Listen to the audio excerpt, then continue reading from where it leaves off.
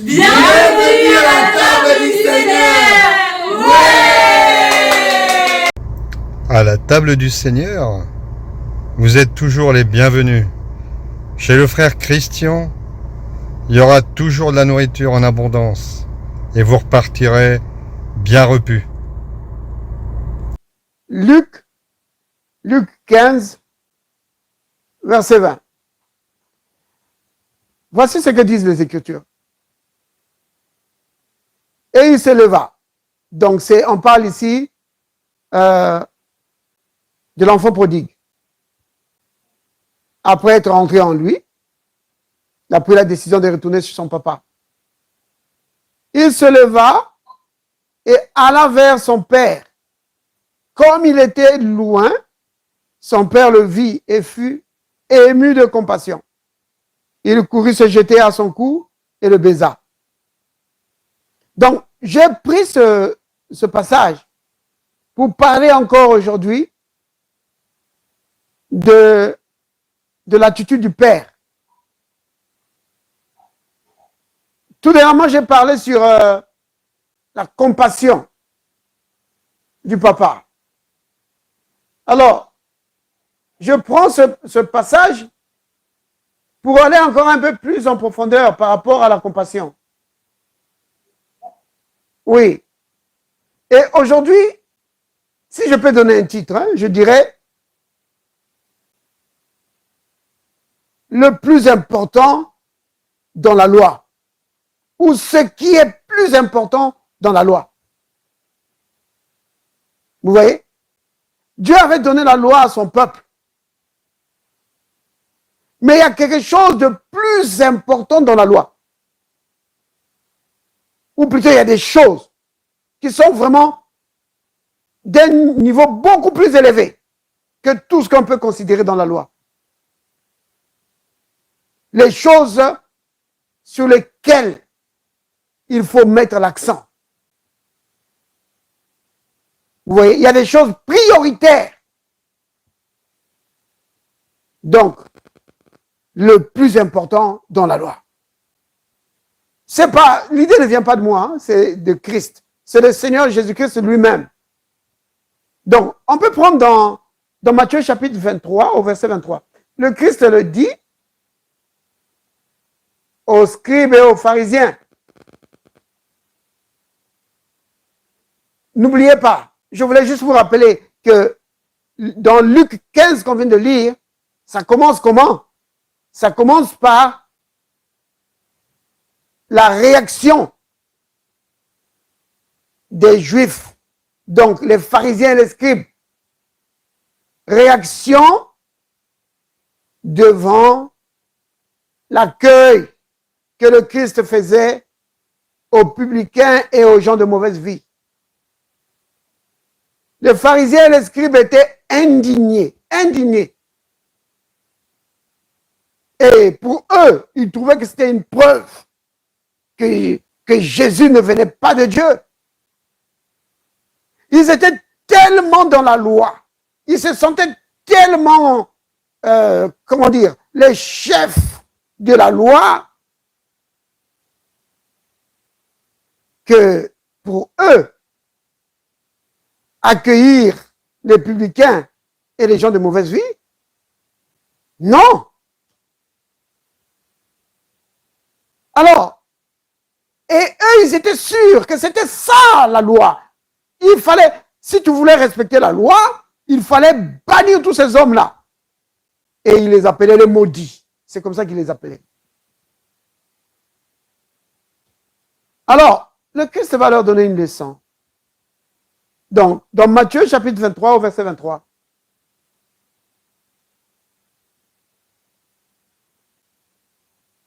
Regardez. Et c'est vraiment très, très intéressant de voir comment le Christ va vraiment enseigner ces gens. Il va leur montrer qu'il mettait l'accent sur des choses mineures et délaissait les choses majeures. Donc, Matthieu 23, verset 23. Voici ce que disent les Écritures. Malheur à vous, scribes et pharisiens. Vous voyez? C'était eux qui se présentaient comme les parangons de vertu, comme on dit. Donc, les modèles de vertu. Pour eux, c'était eux. La vertu, le respect de la loi, c'était eux. Mais c'était juste l'esprit religieux. Regardez. Le Christ leur dit, malheur à vous, scribes et pharisiens, hypocrites. Pourquoi? Parce que vous payez la dîme de la menthe, de la nette et du cumin. Et que vous laissez ce qui est plus important dans la loi. Vous voyez? Le Christ dit que vous payez la dîme sur tout, même sur les herbes là. Comme la nette, comme le cumin, comme la menthe. Il payait la dîme sur tout. C'était les champions de la loi. Ils se disaient, voilà, nous sommes les parangons de vertu. Nous sommes vraiment les gens qui gardons la loi. Jésus dit, mais vous ne mettez pas l'accent là où il faut. Le Christ dit, vous délaissez, vous laissez ce qui est important, ce qui est le plus important. Vous voyez? Il y a des choses plus importantes. Et c'est là qu'il faut mettre l'accent. Maintenant, la dîme, surtout, le Christ ne dit pas que c'était pas important. Le Christ dit que c'était moins important. Regardez. Il dit, vous laissez ce qui est important dans la loi. Et c'est quoi ce qui est important? La justice, la miséricorde et la fidélité. Ce sont ces trois choses-là. Et c'est ce que le Christ appelle ce qui est plus important dans la loi. C'est ça. Justice, miséricorde, fidélité. C'est là ce qu'il fallait pratiquer, sans négliger les autres choses. Vous voyez? Qu'est-ce qu'il est en train de dire? Que vous aurez dû mettre l'accent sur la justice, sur la miséricorde et sur la fidélité, tout en observant les autres points. Mais vous mettez votre gloire à observer les sabbats, les dîmes et toutes ces choses-là. Le Christ dit, vous mettez votre gloire là-dedans et vous négligez ce qui est plus important dans la loi. La justice, la miséricorde, la fidélité. Vous voyez? Bien-aimés. Maintenant, dans les trois choses que le Christ a citées, nous allons prendre la miséricorde. On va se concentrer juste sur la miséricorde. Pourquoi? C'est parce qu'on est en train de voir la parabole de l'enfant prodigue. Et comme on a lu au début, on a parlé de la compassion. Comment le Père a été ému de compassion pour son fils. Maintenant, quel rapport y a-t-il entre la compassion et la miséricorde? Eh bien, si vous regardez dans le dictionnaire, vous allez voir que le mot compassion est un synonyme de miséricorde. Vous voyez? Donc, compassion et miséricorde, c'est des vertus qui sont équivalentes. Vous comprenez, bien aimé? Donc, là où le Christ dit que ce qui est important dans la loi, c'est la justice, c'est la miséricorde et la fidélité, vous pouviez aussi dire que c'est la justice, la compassion et la fidélité. C'est la même chose.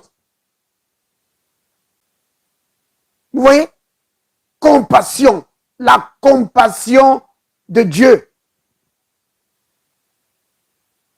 C'est ça qui est important dans la loi. Maintenant, vous vous souvenez qu'on avait lu dans Luc, chapitre 10, la parabole du bon samaritain. Le Christ a donné beaucoup de paraboles, notamment ces deux. Donc, la parabole du fils prodigue et la parabole du bon samaritain.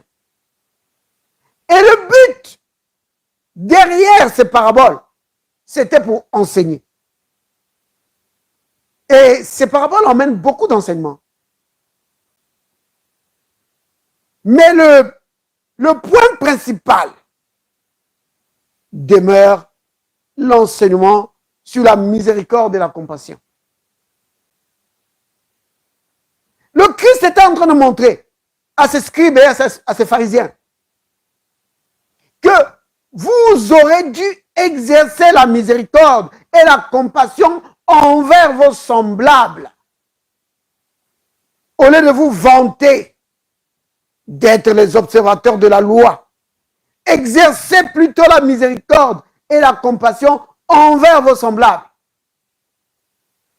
Vous voyez?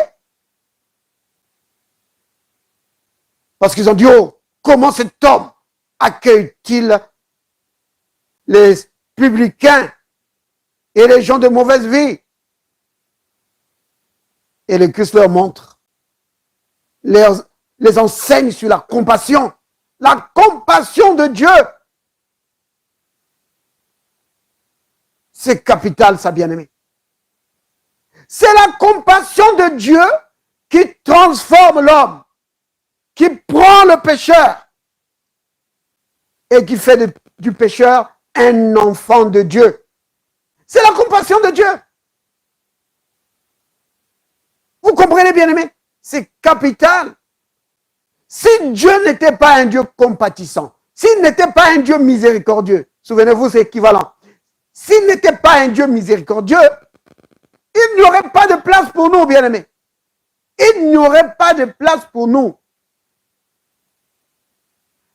Regardez par exemple dans Éphésiens. Si nous prenons Éphésiens chapitre 2.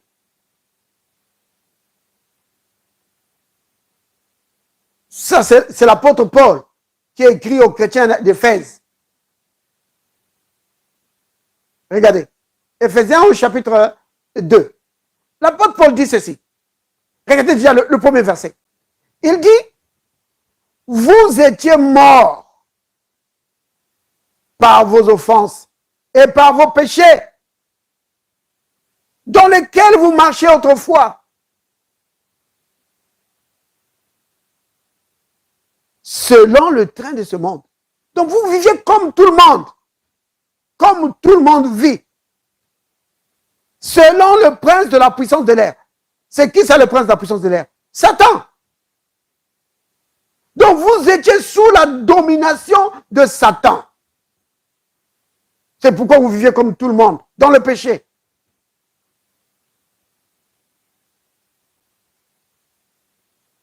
La Bible dit, l'apôtre Jean dit, que le monde entier, il dit, nous savons que nous sommes de Dieu et que le monde entier est sous la domination du diable. Vous voyez? Si tu n'appartiens pas à Christ, tu es sous la domination du diable. Oui. Le diable règne sur tous ceux qui n'appartiennent pas à Christ. Qu'il soit président, docteur, milliardaire ou quoi. Ça n'a pas d'importance. S'il n'appartient pas à Christ, il est sous le contrôle du royaume des ténèbres. Vous voyez?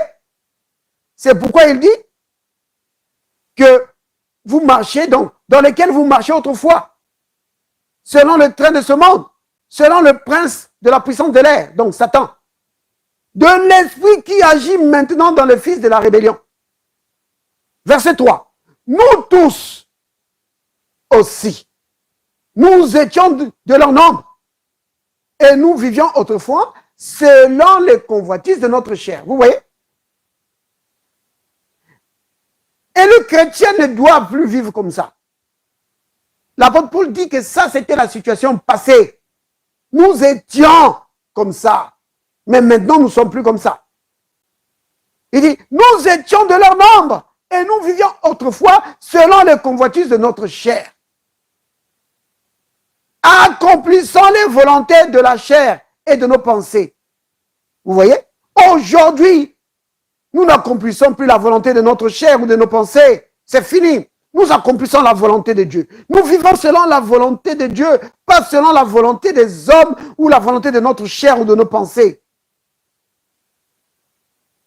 Il dit, et à cause de cela, nous étions par nature des enfants de colère comme les autres.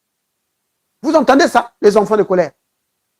Ça veut dire que ceux sur qui devait tomber la colère de Dieu, des gens qui étaient destinés à subir la colère de Dieu.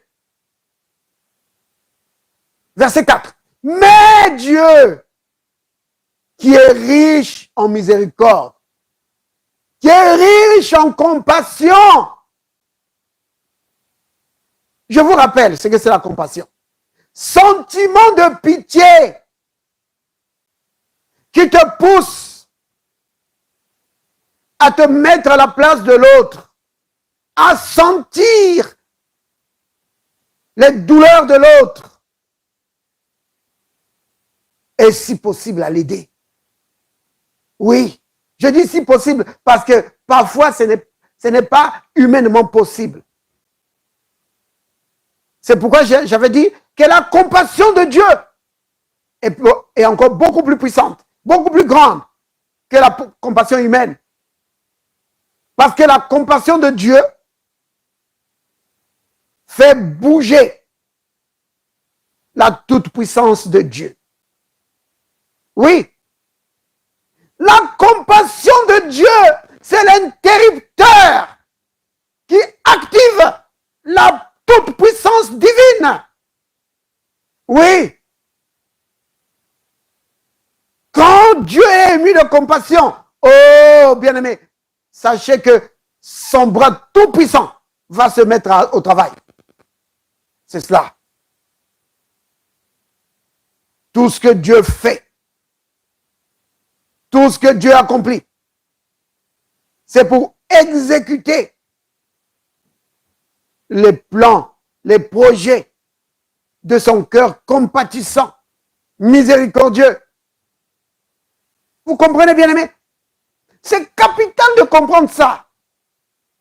Et les scribes et les pharisiens n'avaient pas compris ça. S'il n'y avait pas la compassion, la miséricorde de Dieu, il n'y aurait pas eu de place pour nous, bien-aimés.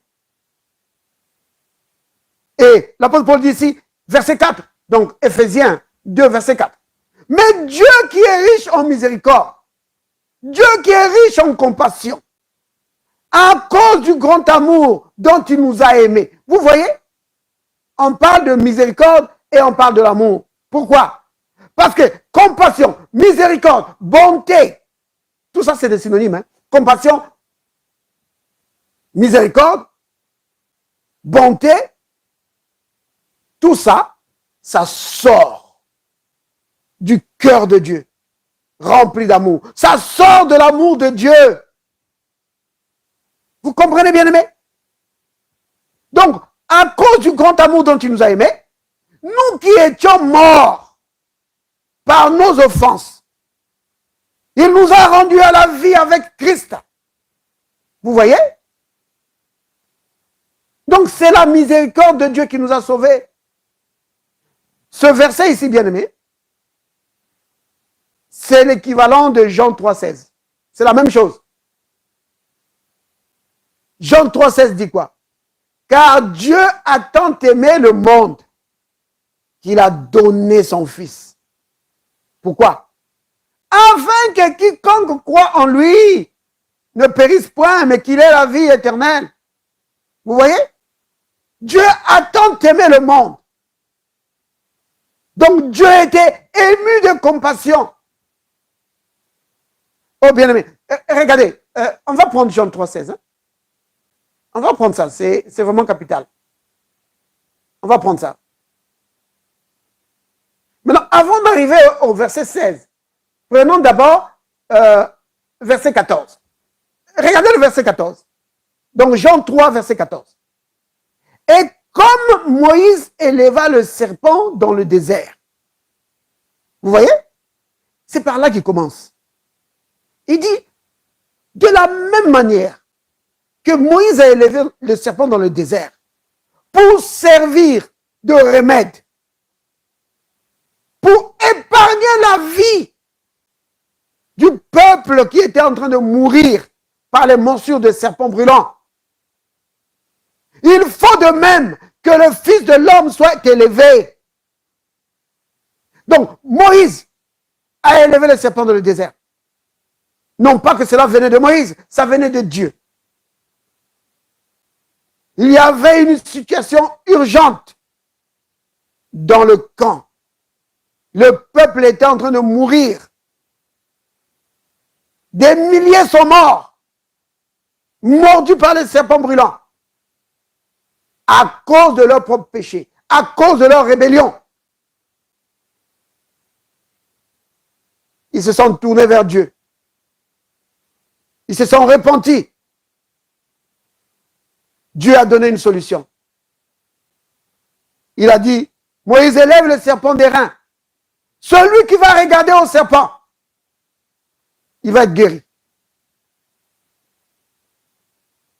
Jésus dit, de la même manière, le Fils de l'homme doit être élevé.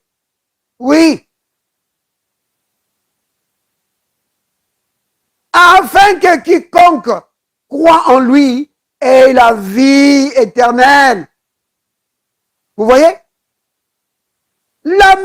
Donc, la miséricorde de Dieu, la compassion de Dieu qui a épargné la vie des millions dans le désert, c'est la même compassion qui a pourvu d'un sauveur pour épargner la vie de l'humanité. Oui, bien-aimés, vous voyez? Nous étions morts dans nos offenses. Mais Dieu qui est riche en miséricorde, Dieu qui est riche en compassion, nous a rendus à la vie avec Christ. Et Paul pouvait vraiment en parler. Oui, bien-aimé. Paul pouvait vraiment parler de la compassion de Dieu. Prenons dans le livre de Timothée, hein, vous allez voir ça. C'est dans le livre de Timothée qu'il le dit. 1 Timothée.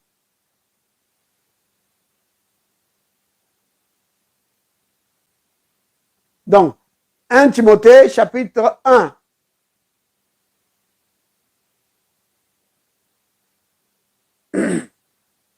Alors,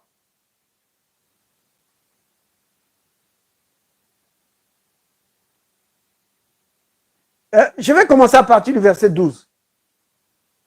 1 Timothée 1 à partir du verset 12. Écoutez ceci. Je rends grâce à celui qui m'a fortifié, en Jésus-Christ notre Seigneur, de ce qu'il m'a jugé fidèle, en m'établissant dans le ministère, moi qui étais auparavant un blasphémateur. Vous voyez? Un persécuteur, un homme violent. Vous voyez ce que Paul était? Le grand apôtre Paul, c'est ça qu'il était. Un homme violent. Un homme blasphémateur. Donc, qui disait de mauvaises choses sur Jésus. Et non seulement il disait de mauvaises choses sur Jésus, mais il attrapait des gens et il leur disait, allez, blasphémez le nom de Jésus. Vous devez dire de mauvaises choses sur Jésus. C'est ce qu'il faisait. Donc, rien que en faisant ça, Dieu aurait dû le tuer. Mais, j'ai obtenu miséricorde. Quand vous lisez ça, j'ai obtenu miséricorde, hein, ça veut dire Dieu a eu pitié de moi. Vous voyez? Parce que c'est ça, hein, miséricorde, compassion. C'est des synonymes. Mais il y a aussi avoir pitié. Attendez, je vais vous lire un peu les synonymes, hein, de la compassion, de la miséricorde. C'est bonté, pitié, sympathie, clémence. Vous voyez? Tout ça, quand tu parles de tout ça, tu parles de la compassion, de la miséricorde. C'est ça. La pitié, la clémence, la sympathie. Vous voyez? Mais non, le contraire, c'est quoi? Le contraire de la compassion, c'est quoi? C'est l'insensibilité. C'est un cœur dur. Vous voyez? C'est la cruauté. La froideur. Quelqu'un qui est froid. Il voit l'autre en train de souffrir, ça lui dit rien. Vous voyez? L'apôtre Paul dit que Dieu a eu pitié de moi. Quand il dit j'ai obtenu miséricorde, c'est-à-dire Dieu a eu pitié de moi. Parce que j'agissais dans l'ignorance et dans l'incrédulité. Verset 14. Et la grâce de notre Seigneur Jésus, donc la grâce du Seigneur a surabondé avec la foi et la charité qui est en Jésus-Christ. Verset 15. C'est une parole certaine et entièrement digne d'être reçue. C'est quoi cette parole? Eh bien, c'est que Jésus-Christ est venu dans le monde pour sauver les pécheurs, dont je suis le premier. L'apôtre Paul dit que Jésus est venu pour sauver les pécheurs et moi le premier. Je suis vraiment le premier exemple. Vous voyez? Regardez, verset 16. Mais j'ai obtenu miséricorde. Mais Dieu a eu pitié de moi. Pourquoi? Afin que Jésus-Christ fît voir en moi le premier toute sa longanimité pour que je servisse d'exemple à ceux qui croiraient en lui pour la vie éternelle. Vous voyez? Paul est en train de dire ceci, que si vous lisez ma vie et si vous pouvez voir comment Dieu a eu pitié de moi, alors vous aussi, vous devez vraiment croire dans cette miséricorde, dans cette compassion de Dieu, que Dieu va faire compassion, Dieu va avoir pitié de vous comme il a eu pitié de moi. Vous voyez? C'est ce que Paul est en train de dire. Que Dieu s'est servi de lui pour donner l'exemple. Que même si tu es aussi mauvais que Paul, en train de tuer les gens, de jeter les gens dans les prisons, de les faire blasphémer, de dire de mauvaises choses sur Jésus, Dieu est capable de te faire grâce. Dieu est capable de te pardonner et de faire de toi son enfant. Vous voyez? Donc, sans la miséricorde de Dieu, Paul, ce jour-là, quand il allait à Damas, vous connaissez l'histoire, non? Dans Actes chapitre 9.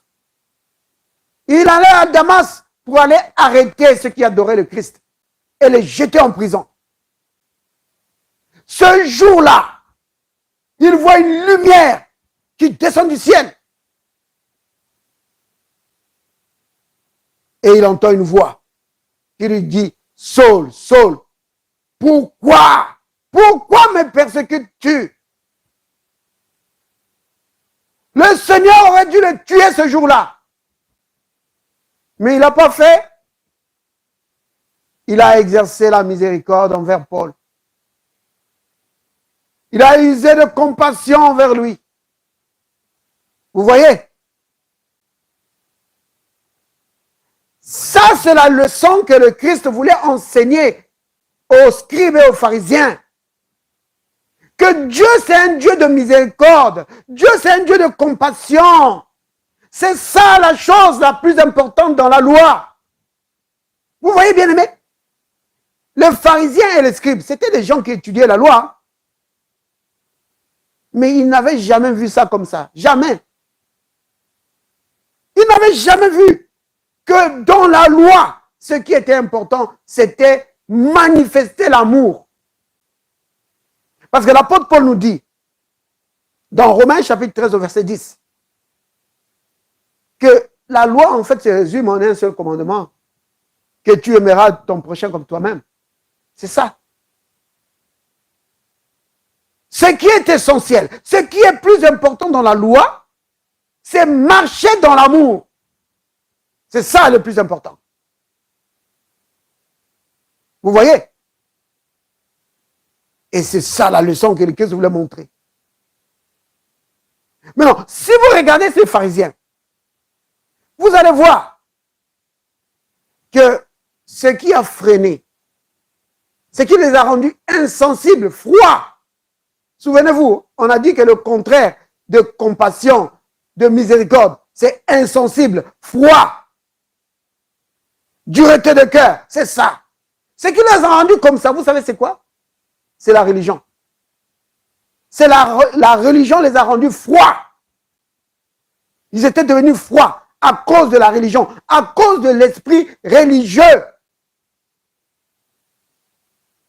Ils ne pouvaient plus considérer l'autre. Regardez vraiment la misère de l'autre. Même s'il est dans le péché, l'accueillir et l'aider. Non. C'était tout de suite condamnation, lapidation. On attrape une femme en cas d'adultère, allez, il faut la lapider, il faut la tuer. Quelqu'un qui n'observe pas le sabbat, allez, prenez-le, tuez-le.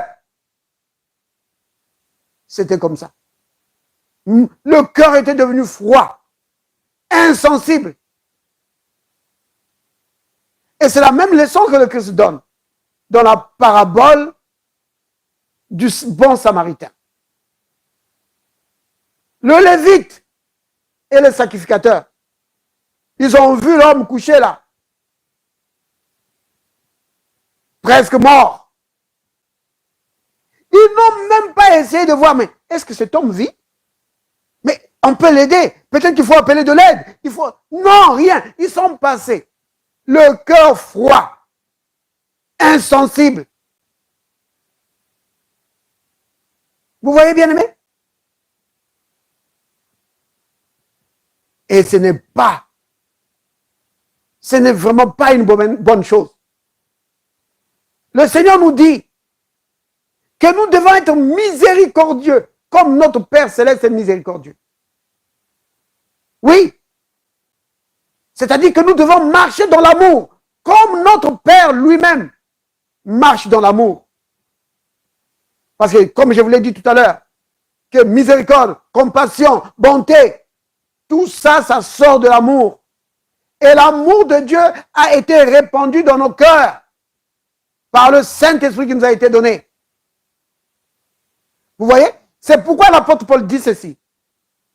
Regardez, dans Éphésiens. Prenons Éphésiens chapitre 4. Éphésiens 4.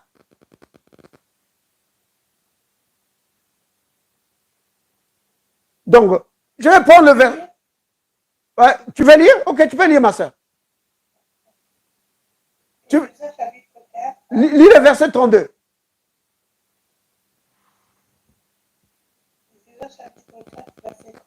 Oui, vas-y. Soyez bons les uns envers les autres. Mm-hmm. Vous pardonnant réciproquement comme Dieu vous a pardonné en Christ. Amen, amen. Vous entendez ça? Soyez bons les uns envers les autres, compatissants. Vous pardonnons mutuellement. Vous voyez? Comme Dieu nous a pardonné en Christ. Vous voyez? Et vous savez pourquoi il le dit? Pourquoi il nous dit ça? C'est la raison pour laquelle il nous dit ça, c'est à cause du verset 27. Donc, sœur Rolène, si tu remontes au verset 27. Donc, Éphésiens 4, verset 27. Verset 27. Et ne donnez pas accès au diable. Voilà. Vous voyez? la raison pour laquelle il dit qu'il faut marcher dans la compassion, exercer la miséricorde, les uns envers les autres, nous pardonnons mutuellement, c'est pour fermer la porte de ta vie au diable. Ça veut dire que si tu ne le fais pas, même si tu dis, moi je suis un enfant de Dieu, le plus grand, ta porte est ouverte parce que tu ne marches pas dans l'amour. Tu as des choses que tu gardes dans ton cœur contre ton frère, contre ta soeur. Oui, lui là, ce qu'il m'a fait, un jour, je vais lui montrer. La porte de ta vie est ouverte. Vous voyez, bien-aimé? Donc, c'est dans notre intérêt. Et non seulement la porte de ta vie est ouverte au diable, mais en plus, ta foi est paralysée. Parce que Galates 5, verset 6 dit que la foi est agissante par l'amour. Donc, quand tu as un cœur qui peut manifester, qui peut libérer de la compassion, alors, ta foi est boostée. Comme je l'avais dit mercredi, bon, c'est vrai que nombreux n'étaient pas, que c'est parce que tu agis dans la compassion, alors tu peux vraiment proclamer, prononcer des prières remplies de foi pour triompher.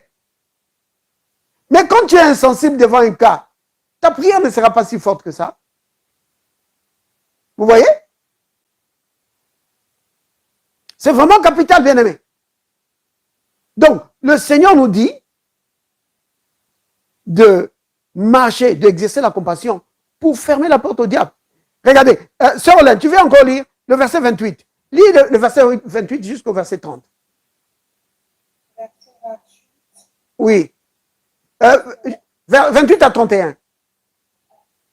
28 à 31. Oui. Que celui qui dérobait ne dérobe plus, plutôt qu'il travaille en faisant de ses mains ce qui est bien, pour avoir de quoi donner à celui qui est dans le besoin. Qu'il ne sorte de votre bouche aucune parole mauvaise. Mais s'il y a lieu, quelques bonnes paroles qui servent à l'édification et communiquent une grâce à ceux qui l'entendent. Amen. N'attristez pas le Saint-Esprit de Dieu, Amen. par lequel vous avez été scellés pour le jour de la rédemption. Verset. Vous avez entendu ça? Verset 31, ma soeur.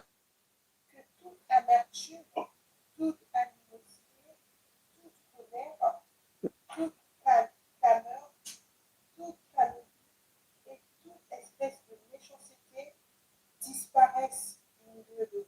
Vous voyez?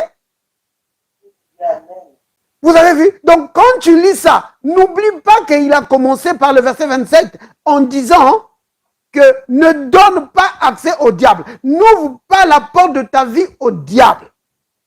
Maintenant, il te montre qu'est-ce que tu dois faire pour fermer la porte au diable. Il te dit que toute amertume, toute animosité, toute colère, toute clameur, toute calomnie et toute espèce de méchanceté, que ça disparaisse de ta vie. Tu ne dois pas garder ça. Tu dois être plutôt bon envers ton prochain. Si tu as fait du mal, tu lui pardonnes. Vous voyez? Donc, exercer la miséricorde, il y a vraiment deux avantages que j'ai cités tout à l'heure. Vous comprenez, bien-aimé? Oui. Donc, je dirais même trois. J'ai dit deux, mais en fait, il y en a même trois. Donc, le premier, c'est ce qu'on vient de voir ici. Que ça ferme la porte de ta vie au diable. Quand tu marches dans l'amour, les portes de ta vie sont fermées au diable. Maintenant, je ne dis pas qu'il ne va pas t'attaquer. Il va t'attaquer, mais il n'aura pas un endroit où entrer. Tu vois? Et tu pourras le jeter facilement. Tu pourras facilement lui résister et le rejeter. Vous voyez? Ça, c'est le premier point. Deuxième point, c'est que la prière est plutôt la marche dans l'amour. Donc, quand tu marches dans la compassion, dans la miséricorde, tu marches dans l'amour. Ça booste ta foi. Vous voyez, bien-aimé? Oui, ça booste ta foi. Ta foi est boostée et tu peux faire des prières vraiment, des prières beaucoup plus efficaces. Vous comprenez, bien aimé? C'est capital. Et les pharisiens, et les pharisiens, les scribes,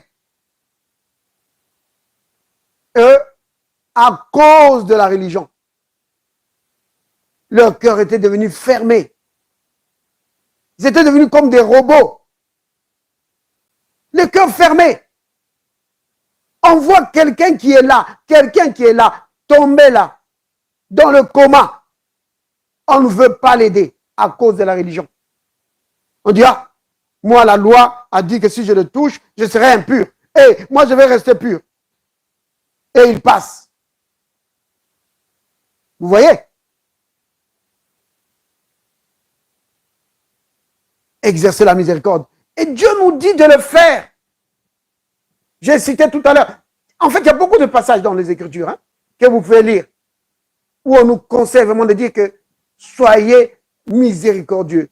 Le Christ le dit dans Luc au chapitre 6. Il nous dit, soyez miséricordieux comme votre Père céleste, il est miséricordieux. Vous voyez, bien aimé? C'est important. Nous devons exercer la miséricorde. Maintenant, vous savez ce que c'est, n'est-ce pas? C'est vraiment le sentiment de pitié que tu as envers ton prochain. Regardez. Donc, Luc 6, au verset 35 et 36. Alors, regardez. Il dit ceci. Je vais commencer même à partir du verset 33. Regardez. Si vous faites du bien à ceux qui vous font du bien, quel gré vous en sera-t-on? Les pécheurs aussi agissent de même. Donc, si tu fais que du bien à ceux qui te font du bien, mais ce n'est pas différent des gens du monde. Les gens du monde aussi font du bien à ceux qui leur font du bien. Et si vous prêtez à ceux qui vous espérez recevoir, quel gré vous en sera-t-on? Les pécheurs aussi prêtent aux pécheurs afin de recevoir l'appareil. Mais aimez vos ennemis. Faites du bien et prêtez sans rien espérer. Et votre récompense sera grande. Et vous serez fils du Très-Haut. Car il est bon pour les ingrats et pour les méchants. Soyez donc miséricordieux. Vous entendez ça? Soyez donc miséricordieux comme votre Père est miséricordieux. Vous comprenez? C'est capital. C'est capital, bien-aimé. Les Écritures, il y en a tellement. Notre temps vraiment touche à sa fin. Donc là, j'ai déjà dépassé là d'une minute. Mais je voulais qu'on prenne un passage. Bon, il y en a plusieurs. Vous connaissez les béatitudes? Celui qui marche dans la miséricorde et dans la compassion, il est vu dans la béatitude. Il est béni. Les bénédictions de Dieu reposent sur lui. C'est le Christ qui le dit dans Matthieu 5, donc dans les béatitudes. Matthieu 5. Matthieu 5. Oui, tu peux lire, ma soeur. Lis Matthieu 5, verset 7. Matthieu 5, verset 7. Oui. Heureux les miséricordieux obtiendront miséricorde. Amen. Vous entendez ça? Oui. Heureux les miséricordieux. Pourquoi? Parce qu'ils obtiendront miséricorde. Vous entendez, bien-aimé? Quand tu es miséricordieux, alors on exerce aussi la miséricorde envers toi. Parce que l'apôtre Jacques dit que la miséricorde triomphe du jugement. Vous voyez? C'est-à-dire que quand tu exerces la miséricorde, quand tu es jugé, on va aussi exercer la miséricorde envers toi. Vous comprenez, bien-aimés? C'est capital. Le christianisme, c'est ça. Ce n'est pas juste une histoire de versets ou une histoire seulement de rester là, de jeûner, de prière. C'est très bien. Je ne dis pas que c'est mauvais, bien-aimé. C'est très bien. Mais si tu ne mets pas l'accent sur la marche dans l'amour, oh là là, tu ne vis pas le vrai christianisme. Vous comprenez? Parce que l'apôtre Paul, encore lui, dans 1 Corinthiens chapitre 13, qu'est-ce qu'il dit? Il dit que tu peux vraiment arriver à un niveau où tu connais tous les mystères, tu peux parler la langue des anges, tu peux faire des grands miracles, déplacer les montagnes. Mais si tu ne marches pas dans l'amour, maintenant, vous comprenez, maintenant bien aimé, quand je dis si tu ne marches pas dans l'amour, comprenez maintenant, si tu ne marches pas dans la miséricorde, si tu ne marches pas dans la compassion, vous voyez, c'est ça en fait. Hein? Marcher dans l'amour, c'est ça. C'est exercer la miséricorde, la compassion, la bonté. C'est cela.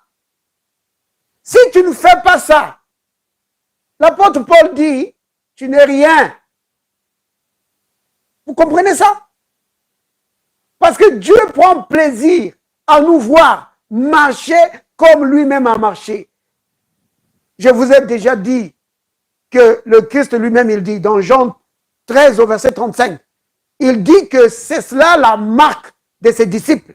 C'est à cela qu'on va reconnaître ses disciples. Quand ils vont exercer la miséricorde les uns envers les autres, quand ils vont exercer la compassion, quand ils vont exercer le pardon, c'est comme ça qu'on va reconnaître les disciples du Christ. Nombreux s'inquiètent s'ils vont aller à l'enlèvement ou pas. Il dit, quand Jésus viendra, est-ce que je vais aller en enlèvement ou pas? Et ils pensent que aller en enlèvement, c'est juste être... J'ai dit, oh, il faut que je sois dans telle église. Il faut que je croie à telle doctrine. Bien aimé, il ne s'agit pas de ça. Il s'agit de marcher comme le Christ lui-même a marché. Si tu ne marches pas comme le Christ lui-même a marché, alors tu n'as aucune assurance d'être avec lui.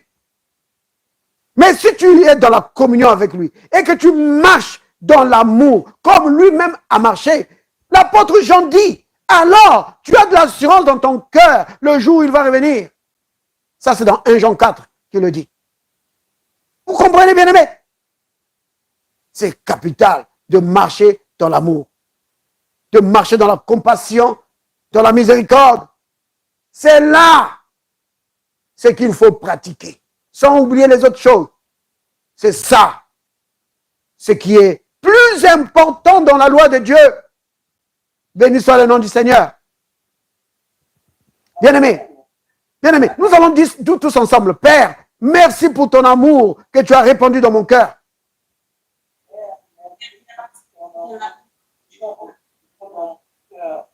Je marche dans la compassion et dans la miséricorde.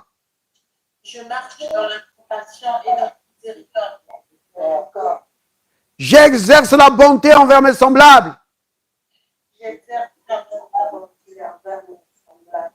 Je marche dans le pardon. Je marche dans le pardon. Comme le Christ m'a pardonné mes péchés.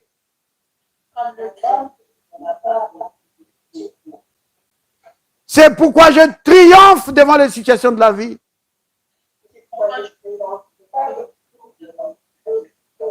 Au nom de Jésus. Amen. Souvenez-vous de cela, bien-aimés, que si tu ne marches pas dans l'amour, dans la compassion, dans la miséricorde, dans la bonté, ta foi est paralysée. C'est l'apôtre Paul, je vous l'ai dit tout à l'heure, n'est-ce pas? C'est Galates 5, verset 6. Que la foi est agissante par l'amour. C'est-à-dire que si tu ne marches pas dans la compassion, dans la miséricorde, dans le pardon, ta foi, elle est là, mais elle est paralysée. Elle ne peut pas agir. Béni soit le nom du Seigneur. Que le Seigneur vous bénisse, bien-aimés.